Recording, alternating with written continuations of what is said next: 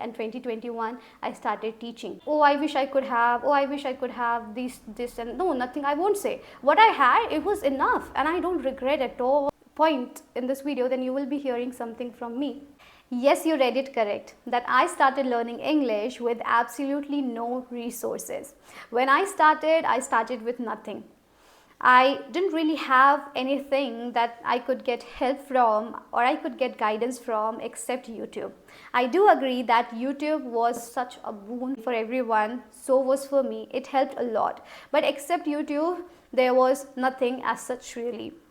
When we want to learn anything, especially it's a course or a language, we do look for a trainer. I was also looking for a trainer. But to my surprise, I couldn't afford that. And it was quite obvious, right? We need a trainer, of course. You want to learn dance, singing, yoga, anything, you look for a trainer. And that was in my mind somewhere, that if I don't get a trainer, then probably I would not be able to learn, especially with where I was coming from, a Hindi medium school with no background, absolutely no one was really speaking around me. I have mentioned these things earlier also, that definitely English is my love. It was my love, it's still my love. And it was never all of a sudden that no, now I want to be fluent at it or now I want to learn English, because it was in my mind since my childhood. So it was being piled up, it was being gathered. I know this, but still coming from a background where I had a fear that, you know, even if that, I'm not happily mentioning every time that I'm from a Hindi medium school or a government school, but is that it becomes a kind of stigma. Not really, I shouldn't say that, but kind of a stigma it becomes, and it becomes more of a fear that, oh, I'm from this background, will I really be able to speak in English? I do come from a background where nobody speaks. We have all this fear, and even if someone mentions that we are from this background and everything, so they are not announcing it happily, but it's just that it's been like a fear in their mind. And it was with me too. I was thinking that if I'm taking this a step, then it's a very big step. It could be a dangerous step too. What if I do it but I don't get the results? And all of this stuff was going on in my head too. But trust me, when you want help, then universe provides you that. I mean to say that when you desperately want something, that then there is the conspiracy that happens in the universe and you get it anyway. So I won't repeat that story again, because I know that you guys know it. So particularly I'm here for the resources that I'm going to talk about in this video. So there was no resources as such, there was no trainer, nothing as such. Okay, I started with the same thing. So if I just try to explain you in short, so I used to gather words from the videos, because for me this concept of learning vocabulary, that you are learning the vocabulary by A alphabet, then B alphabet, C alphabet, it never works for me, and I considered it absolutely boring. So what I used to do, that instead of mastering vocabulary, like I don't need to fill the dictionary in my head, right? And even if you ask me now that how to improve vocabulary, I would never suggest you that learn it like A alphabet, B alphabet, never do that. First try to gather the vocabulary that are already in existence, that are already in use by people. You hear people, you observe celebrities, you observe speakers, that the words they use. So same way I started observing people I used to admire, or I used to think that I want to become like that person. I started with Alina Rais, and most of you might be doing it already, because she is definitely an inspiration for most of the people. So I used to love the way she speaks, and so this is how I started observing people. Then I started in the next step, like after that I started observing Priyanka Chopra. Then there were many people on the way. Now I don't recall the name of them, but it was from the podcast, different podcasts. So I started collecting word this way. This was my resource for vocabulary. And when I went ahead in this journey, I got to know that vocabulary is not the only thing that you have to be conscious about. You have to learn phrases, idioms, you have to use sometimes idiomatic expressions. So all these stuffs came from observing. Okay, observation was the only resource I had. Trust me, I don't know. Observation and imagination. These two things I would consider that observation and imagination, these two were the only resource that brought me here. I don't know how natural is it sounding to you. Are you able to believe on it or not? But this is the truth. And then I started making my own copy. Like, I was so studious. I am studious. If I get chance to study further, I will be studious with God grace, of course. So for me, it was all about making notes, the way I used to do in my schools, colleges.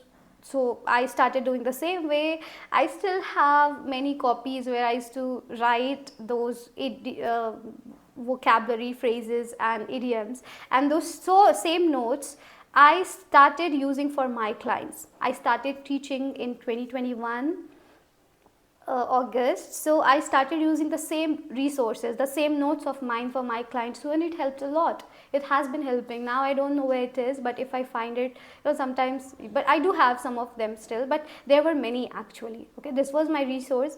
And the way you guys do that, how to improve, what to do when you don't have a trainer, what to do when you don't afford it, how to learn it at home. I also started with the same things. I might be contradicting my own sentence here that observation and imagination was the only resource, but from where I was getting those imaginations and observations? From mobile phone, right? So I was blessed to have internet, and I started in 2019 actually, in the lockdown period. 2019, 2020 and 2021 I started teaching. Okay, 2019 November, I remember, November or September, I don't know, somewhere around September, October, I started focusing on, or I became serious that now I want to speak anyhow, because English is something that's stopping me, then I want it. So when I started in 2019, so you forget 2019, because consider the first fresh start of 2020, or you can consider also, then half of the 2021 passed and I started teaching.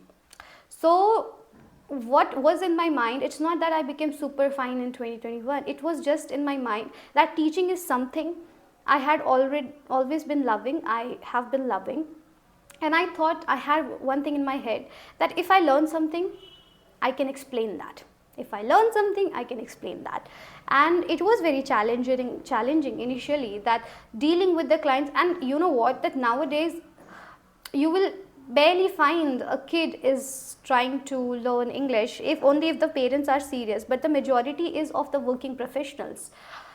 Either they are homemakers, or they are corporate employee, or they are at 55, or this stage of their life where English was their dream, or this was the only dream that they could not fulfill. They might be the government employee, they have had everything in their life except English. So these people used to come, and it was, oh my god, like, it was so scary for me just by looking at them. I was younger at that time, so much, and I used to think that what he might be feeling about me, am I looking really like a kid, or the looks wise, I don't know, you guys might be commenting right now even that it's that way.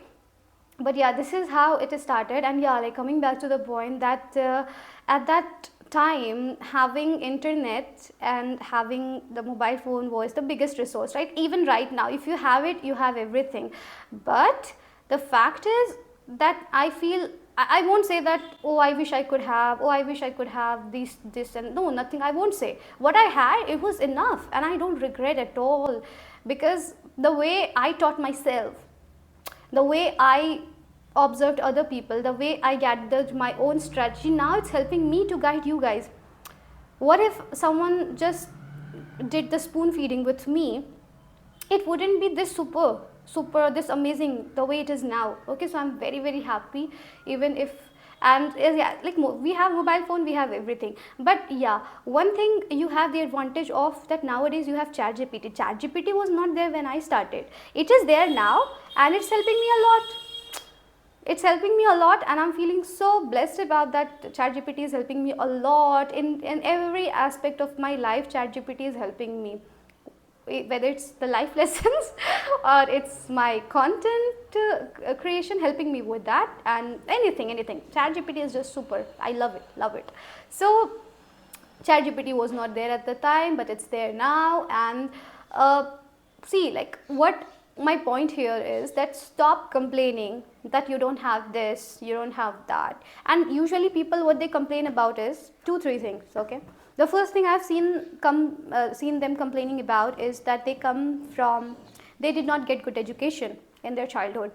It was their Hindi medium or non-English medium school they have studied from. This is their first complaint. So please do not complain. The second complaint is that still there are people in India or out of India who wants to learn English, but money crisis is there, so they cannot pay. This is the second complaint I have heard from them.